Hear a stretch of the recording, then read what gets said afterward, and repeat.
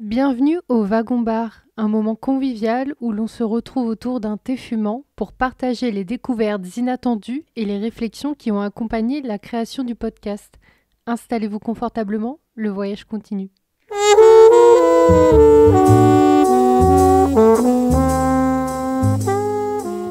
Bonjour à tous et bienvenue dans ce nouveau format. Alors soyez prévenus, ce type d'épisode n'est pas du tout écrit puisque je reprends juste toutes les notes que j'ai mises de côté pendant mes recherches que je ne pouvais pas intégrer à l'épisode principal mais que je voulais absolument vous partager.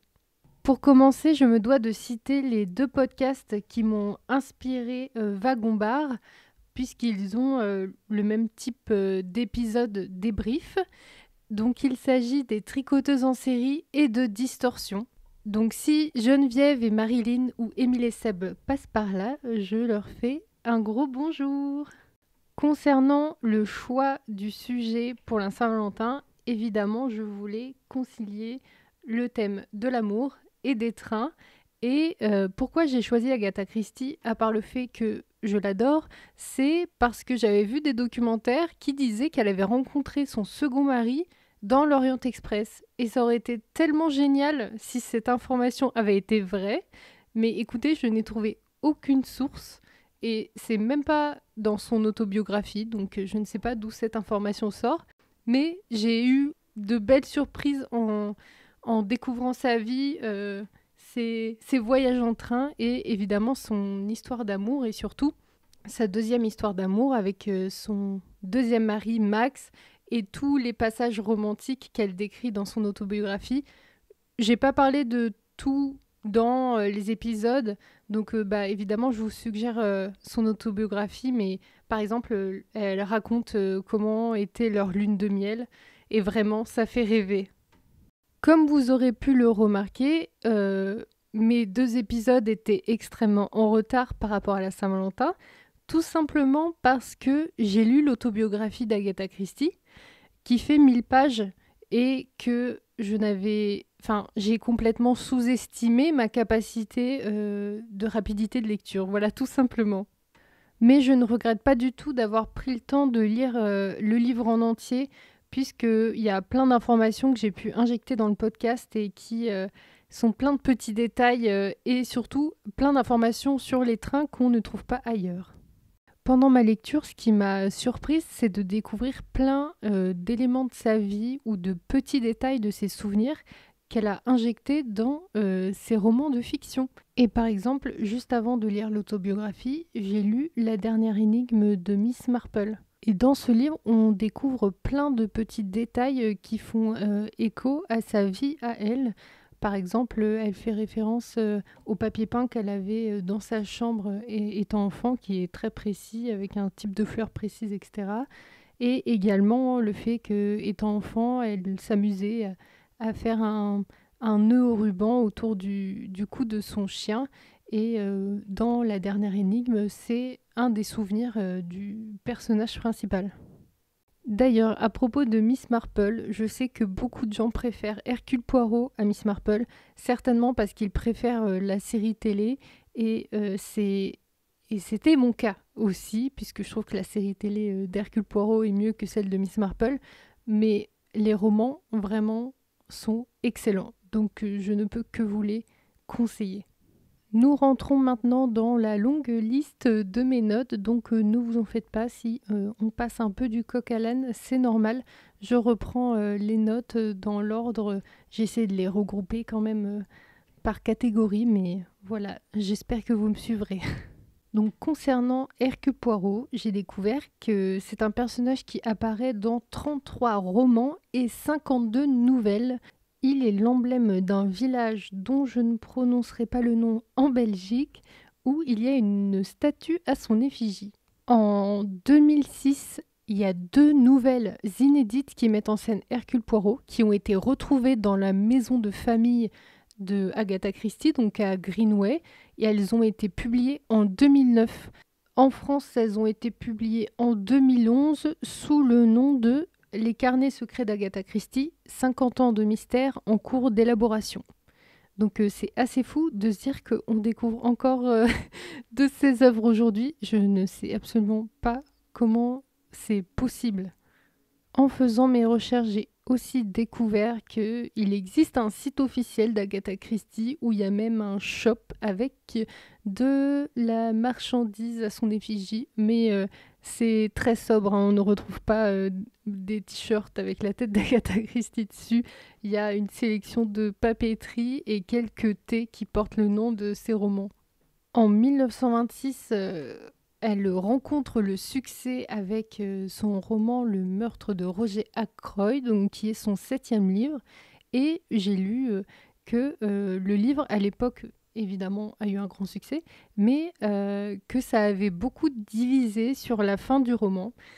Donc j'ai trouvé ça très intéressant. Et dans plusieurs articles, j'ai lu qu'il disait que c'était à cause du fait que ça créait une rupture avec le genre.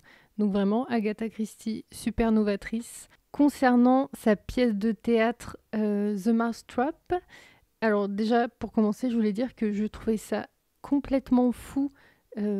Moi qui aime beaucoup Agatha Christie, j'avais regardé pas mal de documentaires et jamais je n'ai entendu parler de sa carrière au théâtre et encore moins des records qu'elle a réalisés. Donc je ne sais pas pourquoi cette information passe à la trappe. Et donc je vous informe qu'encore aujourd'hui, la pièce se joue à Londres. Vous pouvez aller sur le site et réserver vos places. Voilà, c'est incroyable et évidemment j'ai envie d'aller le voir maintenant. Dans son autobiographie, Agatha raconte que on lui demande souvent la raison du succès de cette pièce de théâtre. Et elle explique que sa réponse, c'est évidemment 90% de chance et que le reste réside, d'après elle, par le fait que c'est une pièce où chaque type de public peut y trouver son compte, que c'est pour tous les âges et un peu tous les goûts, que c'est une pièce bien construite qui garde un suspense tout le long et que les personnages ne sont pas des caricatures mais des gens comme vous et moi. Si vous êtes en panne d'inspiration pour vos lectures, eh bien je vous invite à lire l'autobiographie d'Agatha Christie, puisque ça va vous prendre un petit temps et de prendre des notes, puisqu'elle fait des recommandations de livres tout le temps. En tout cas, elle parle des livres qu'elle a aimés ou moins aimés. Et donc je dirais qu'il faudrait commencer par Le mystère de la chambre jaune, puisque, comme elle l'a dit, elle considère que c'est le meilleur du genre. Et à ce sujet, dans son autobiographie, elle fait la liste des 3 livres préférés qu'elle a écrits. Donc il y a Ma maison biscornue, Témoin indésirable et Plume empoisonnée. Et celui qu'elle aime le moins, c'est Le train bleu, malgré qu'il ait eu beaucoup de succès. Mais elle a écrit ce livre à une période de sa vie où c'était très compliqué, donc je pense que ça doit jouer aussi. Et pour rester dans le thème de la Saint-Valentin, voici une citation d'Agatha Christie qui me fait beaucoup rire, que j'ai croisée à plusieurs fois, et donc je vous partage ici. Elle dit « Mariez-vous avec un archéologue, plus vous vieillissez, plus il vous le trouve du charme ». Maintenant, j'aimerais aborder le fait que Agatha a de multiples hobbies et talents, et qu'en plus, l'écriture, c'était pas du tout sa vocation première. Donc, dans ses hobbies et talents, on peut compter le chant, le piano. D'ailleurs, elle compose une valse à 17 ans. Elle est férue de voyage. Elle a fait du surf et elle fait également de la broderie sur coussin. Concernant son caractère, on peut deviner certains de ses traits en lisant ses romans, par exemple son humour, et d'ailleurs qu'on retrouve assez dans son autobiographie. Mais ce que j'ai découvert, c'est que c'était une grande gourmande et que depuis toute petite, son truc préféré, c'est une sorte de crème fraîche, je crois, qui vient d'un endroit très spécifique et qu'elle adorait manger à la cuillère.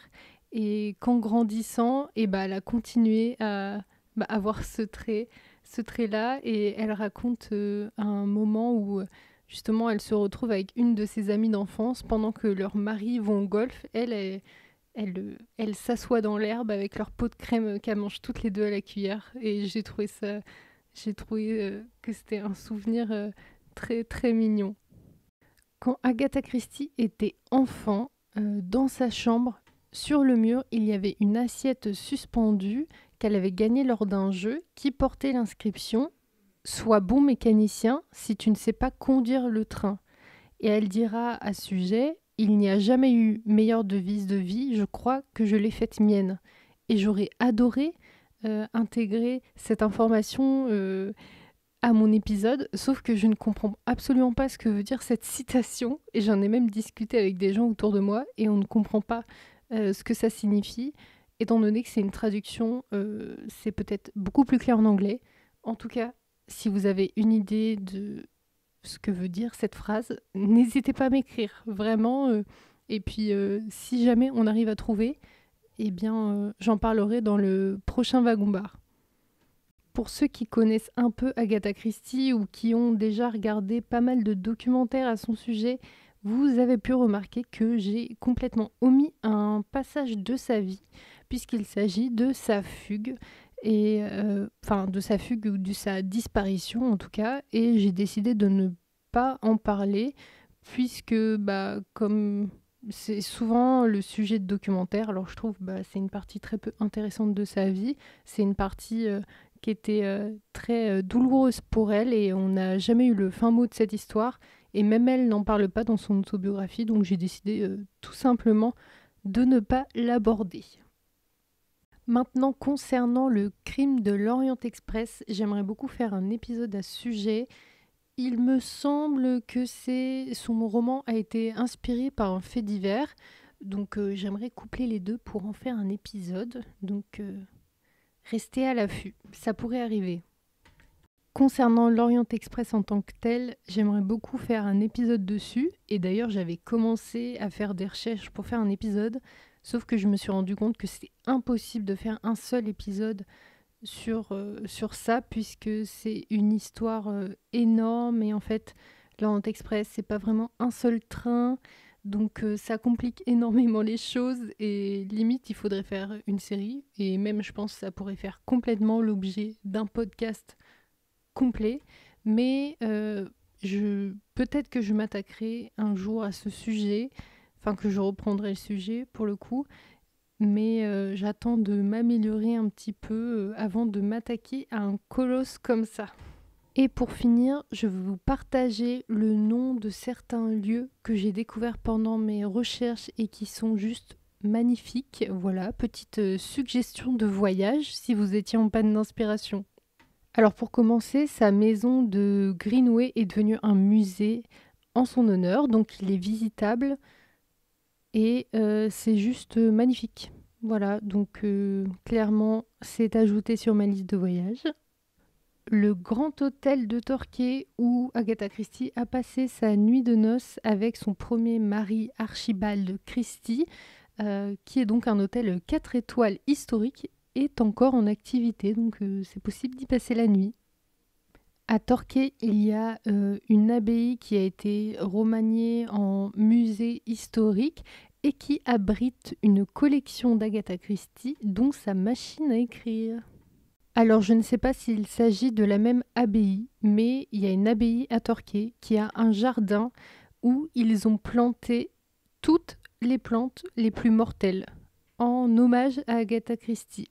Voilà, j'ai trouvé l'information excellente. Concernant les différents lieux de vie et de voyage d'Agatha Christie, je vous conseille l'article de Ouest France par Delphine Perras où elle retrace les différents lieux où Agatha a vécu et visité et ceux qui lui ont inspiré les décors de ses différentes œuvres.